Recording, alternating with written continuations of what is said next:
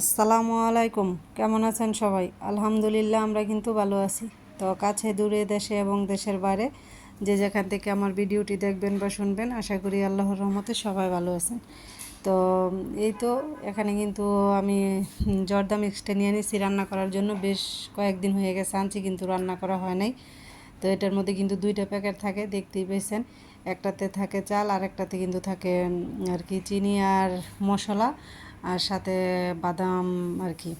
তো এই তো আমি কিন্তু পানি বসাই দিছি, আর পানিতে কিছু এলাচ, তারপরে দারুচিনি আর তেজপাতা এগুলো দিয়ে একটু চাল দিয়ে দিছি। তো বলক আসার পর ভাতটা যখন আর কি সিদ্ধ হয়ে আসবো, তখন কিন্তু আমি একটা জাকিতে ঢেলে ঠান্ডা করে নেব। তো জীবনের ফার্স্ট টাইম জর্দা রান্না করতেছি। এর আগে কিন্তু আমি আর কোনো দিন করিনি, শুধু কোনো অনুষ্ঠান বাড়িতেই খাওয়া হয়েছে, এমনিতে আর খাওয়া হয় নাই। তো চালটা কিন্তু আমি নামিয়ে ঠান্ডা করে নিছি, আর এদিক দিয়ে কিন্তু প্যানের মধ্যে প্রথমে ঘি দিছি, লেবুর রসও দিছি, আর এখন কিন্তু চিনির যেই প্যাকেটটা ছিল ওইটাও কিন্তু ঢেলে দিলাম। আর সাথে কিছু পানি দিয়ে দিব, যাতে একটু শিরা করার জন্য আর কি। তো যারা যারা আমার ভিডিওটি দেখা শুরু করেছেন, প্লিজ একটি লাইক দিয়ে দিবেন। আপনার একটি লাইক কিন্তু আমার কাছে খুবই মূল্যবান, আপনার মতো আরও অনেকের কাছে পৌঁছে দিতে সাহায্য করবে। আর যারা আমার চ্যানেলে নতুন, এরকম লাইফস্টাইল ব্লগ ভালো লাগে, চাইলে কিন্তু চ্যানেলটি ভিজিট করে দেখতে পারেন।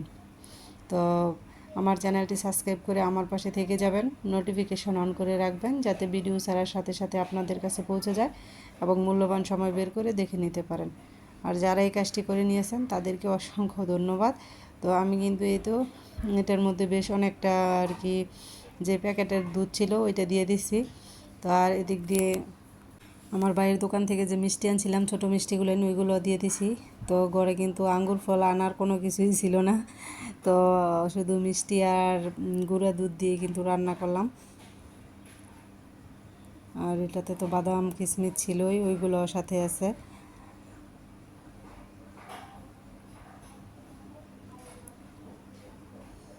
তো রান্না করছি ঠিকই, কিন্তু আর কি আমার কেন জানি খেতে ইচ্ছা করে নাই, আর আমি খাইও নাই। কিন্তু আমার মেয়েরা খুব পছন্দ করে আর কি খাইতেছিল, বিশেষ করে ছোট মেয়ে। ওর কাছে নাকি খুব ভালো লাগতেছে মিষ্টি জিনিস আর কি। একটু পর পর ঘুরে এসে এসে আর কি ওই 1 চামচ 2 চামচ করে এরকম করে খাইয়ে নিতেছে আর কি। তো আর এই তো এদিক দিয়ে কিন্তু আজকে শুটকি দিয়ে একটা তরকারি রান্না করব। তো আমাদের বাড়ির পাশেই একজন আর কি লাউ গাছ লাগাইছে, তো উনি বলতেছে যে লাউয়ের ডগা নিয়ে রান্না করার জন্য, তো উনি কেটে দিছে। তো এখানে কিন্তু লাউয়ের ডগা আছে, মিষ্টি আলু আছে, আর সাথে কিন্তু বেগুন দিয়ে দিলাম।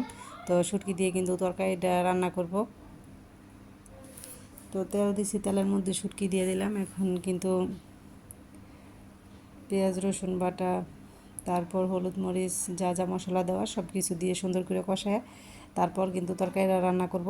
তো শুটকি তরকারি কিন্তু না আর কি অনেক রকমভাবেই রান্না করা যায়। তো আমি কিন্তু এটা তরকারি তেলের মধ্যে কষায় তারপর রান্না করব। আর একটা আছে যে শুধু শুটকি পুইরা মাখায় আর কি রান্না করা যায়। তো দুইটার কিন্তু স্বাদ দুই রকম।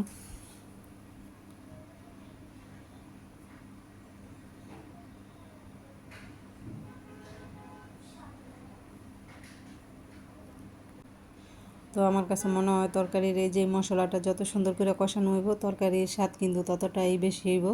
তো মশলা কিন্তু খুব ভালো করে কষানো হয়ে গেছে। তো এদিক দিয়ে কিন্তু সবজিগুলো দিয়ে দিতেছি আর কি।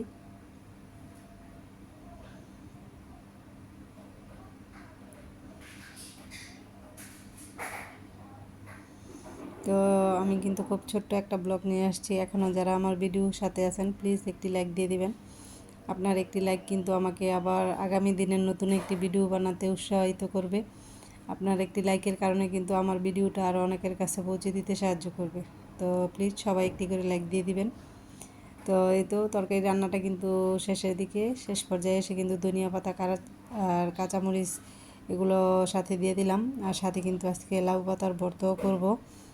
তো এই যে লাউ পাতা ধনিয়া পাতা দিছি অল্প কয়েকটা, আর সাথে কিন্তু কিছু কাঁচামরিচও দিয়ে দিছি পরিমাণ মতো আর কি, আর সাথে লবণ। তো এখন কিন্তু পাতার মরিচগুলো ভালোভাবে সিদ্ধ করে নিব, তারপর কিন্তু শিলপাটায় বেটে ভর্তাটা তৈরি করব।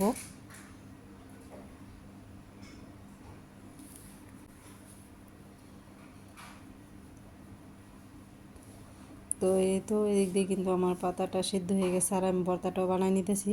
তো ভর্তাটা তো বানাইতেছি ঠিক আছে, কিন্তু বাটাবাটি পর্যন্তই দেখাইতে পারলাম। পরে কিন্তু আর ভর্তাটা রেডি হওয়ার পর ভিডিও করতে আমার মনেই ছিল না, আমি কিন্তু আর ভিডিও করে রাখিও নাই, করিও নাই। তো আর এই তো হচ্ছে আমাদের সন্ধ্যার ইফতারি আর কি। তো এদিক দিয়ে কিন্তু আমি পেঁয়াজ, কাঁচামরিচ, ধনিয়া পাতা, শসা এগুলা কাটতে রাখছি লেবুর আর কি খাল। তো সন্ধ্যা আর কি মাগরিবের নামাজ পড়ে তারপর কিন্তু আজকে একটু মুড়ি মাখা করব। আর এই যে এখানে বেগুনি আলুর চপ দেখতেছেন, এগুলো কিন্তু আজকে দোকান থেকে কিনে আনা হয়েছে, আজকে কিন্তু বাসায় তৈরি করি নাই। তো এই তো মাগরিবের পর কিন্তু নামাজ কালাম পড়ে তারপর আসছি, যে একটু রিল্যাক্স মুডে বসে ইফতারি করব। তো এদিক দিয়ে সব কিছু তো কেটে কুটে আগেই রাখছিলাম, এখন শুধু মাখায় নিছি আর কি। তো সবাই ভালো থাকবেন, আল্লাহ হাফেজ।